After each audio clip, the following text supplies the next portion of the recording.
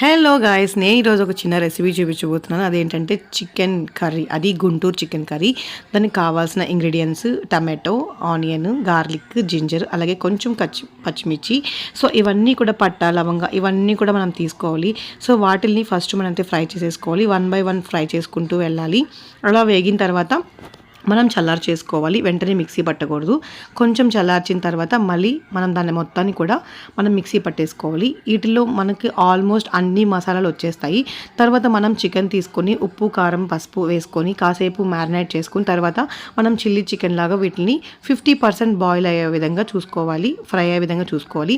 తర్వాత వాటిని పక్కన పెట్టుకొని తర్వాత ఒక టమాటో, ఆనియన్ వేసుకొని మనం ముందుగా మిక్సీ పట్టుకున్న గ్రేవీని కూడా దాంట్లో మనం మంచిగా ఫ్రై చేసేసి తర్వాత చికెన్ కూడా యాడ్ చేసేసేయాలి. సో ఇది గుంటూరు చికెన్ కర్రీ చాలా టేస్టీగా ఉంటుంది. ముఖ్యంగా బగారా రైస్కి, చపాతీకి చాలా బాగుంటుంది. సో ఈరోజు మా ఇంట్లో చేసిన స్పెషల్స్ ఇవే.